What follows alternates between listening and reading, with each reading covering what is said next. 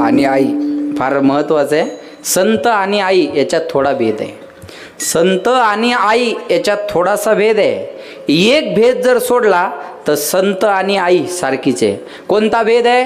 आई फक्त स्वतःच्या लेकरावर प्रेम करते आणि संत जगाच्या लेकरावर प्रेम करतात. एवढा जर स्वार्थ सोडला तर संतामध्ये आणि आईमध्ये भेद नाही.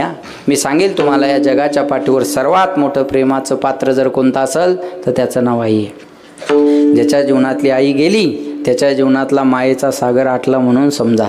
मुलीचं माहेर कुठपर्यंत चांगलं आहे? जोपर्यंत आई जिवंत आहे तोपर्यंत माहेर चांगलं आहे.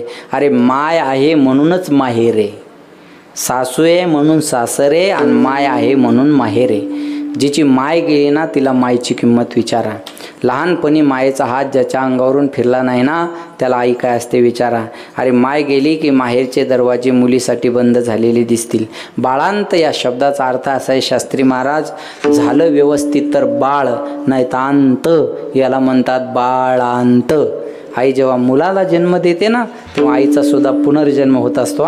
करंगळी कापल्याच्या वेदना आपल्याला सहन होत नाही, पण जेव्हा शिजरची परिस्थिती असते ना तेव्हा ईदभर पोट कापायला सुद्धा मागं हटत नाही. याला आई म्हणतात महाराज. ईदभर पोट कापून मुलाला जन्माला घालते याला आई म्हणतात. लक्षात ठेवा.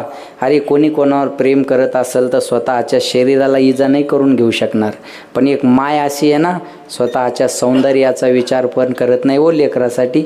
अरे कधी कधी महिला आपल्या नवऱ्याला सुद्धा सोडायला तयार होतात लेकरासाठी. एखाद्या बाईचे मालक वारले ना तिला जगायची इच्छा नसते, पण लेकरू समोर दिसतं आणि ती म्हणते जगायची इच्छा नाही महाराज, पण या लेकरासाठी मला जगावं लागणार आहे. एवढं लेकरावर आई प्रेम करत असते. लक्षात ठेवा. मी सांगेन तुम्हाला, चेहरा पाहिल्यावर प्रेम करणारे जगात खूप माणसं मिळतील. चेहरा पाहिल्यावर प्रेम करणारे जगात खूप माणसं मिळतील.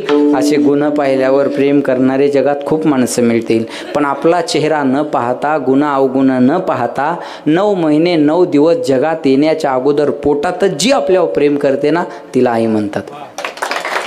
न पाहता आपल्या जीवनात आपण जन्माला आल्यानंतर प्रेम करणारे किती बी भेटतील, पण आपण जन्माला येण्याच्या अगोदरपासून आपल्यावर प्रेम करणारी आपली आई आहे. आपली आई आहे. लक्षात ठेवा. या जगाच्या पाठीवर चुकीला कोणत्याच अदालतमध्ये माफी नाही आहे. कोणत्याच अदालतमध्ये चुकीला माफी नाही आहे, पण एक अदालत अशी आहे तिथं माणसाचे सर्व गुन्हे माफ केले जातात. त्याला आईची अदालत म्हणतात.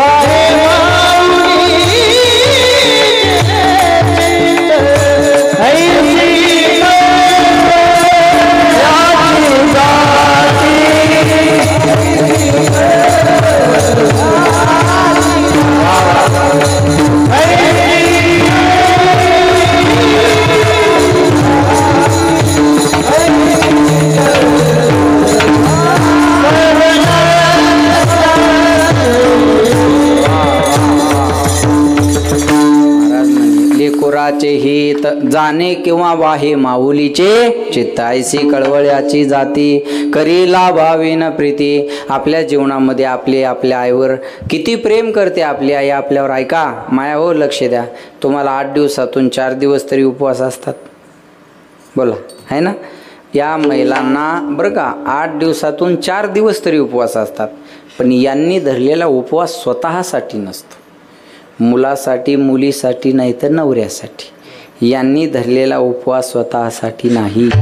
या हनुमंतरायाच्या मंदिरात डोकं टेकवल्याबरोबर स्वतःसाठी मागत नाहीत. मी ऑब्झर्व करा कधीतरी, या महिला देवाकडं गाऱ्हाणं करतील पण लेकरासाठी, मुलासाठी, मुलीसाठी नाही तर नवऱ्यासाठी. यांचं मागणं स्वतःसाठी नाही बरं का. लक्षात ठेवा, प्रत्येक नोकरीमध्ये सुट्टीची तरतूद आहे आणि पगारवाढीची तरतूद आहे. पण आपल्या घरात बिना पगारीची आणि बिना सुट्टीची एक व्यक्ती राबत राहते, तिचं नाव आई आहे. तिला पगारही नाही आणि तिला सुट्टीही नाही. अरे दीपावळीच्या सुट्ट्या सगळ्याला आहे, पण आईला दीपावळीला डबलनी काम आहे. आई आपली सुट्टी चांगली व्हावी म्हणून तिला सुट्टी नाही आहे. आपली पोरगी जरी माहेरात आली ना तर ती म्हणती, बाई तिकडं बी काम आणि इकडं बी तेच करते का, तू बस मी करते. आपली दीपावळी आनंदात जावी म्हणून तिची दीपावळी कामात जात असते. महाराज कामात जात असते. आपण नवे कपडे घालून लक्ष्मीपूजन करतो तेव्हा माय स्वयंपाक करत असते. ती लेकराला म्हणते तुम्ही करा, अरे मी आहे, मी स्वयंपाक करते. मला सांगायचं काय, ही शोकांतिका आहे. लक्षात ठेवा, जी माय आपल्यासाठी एवढं काही करते त्याच मायला लाथा मारून घराच्या बाहेर काढतात. 2 दिवसापूर्वी एक व्हिडिओ व्हायरल झाला. सांगोल्याच्या वृद्धाश्रमात पोरानं मायला बापाला मारलं आणि ती मायला बी मारून टाकत होतं. ती माय पळून आली, आता ती सांगोल्याच्या वृद्धाश्रमात. ही आजची परिस्थिती आहे. अरे मातृदेवो भव पितृदेवो भव म्हणणाऱ्या महाराष्ट्रात जर वृद्धाश्रम निर्माण होत असतील तर याच्यापेक्षा आपल्यासाठी दुर्भाग्याची गोष्ट कोणती आहे. एका छोट्याशा घरात मायबाप 4-4 पोरांना सांभाळतात, पण 4 पोरांच्या 4 बंगल्यात एका मायला आणि एका बापाला राहायला जागा मिळत नाही. ही शोकांतिका आहे. आता मी कीर्तन करून घरी जातो बघा, माझा रोजचा अनुभव आहे. कीर्तन करून घरी जातो, कधी मला 3 वाजतात, कधी 4 वाजतात, कधी 5 वाजतात. दार वाजतो, मी कडी वाजवतो तेव्हा दरवाजा जेव्हा उघडतो आणि पाहतो तेव्हा दरवाजा उघडणारी रोज आई असते. माझा भाव कळला तुम्हाला. दार वाजल्याबरोबर दरवाजा उघडणारी आई असते. माझ्या वडिलाचा मला किती पण रातच्या फोन येतो, मला नाही आला तर ड्रायव्हरला येतो.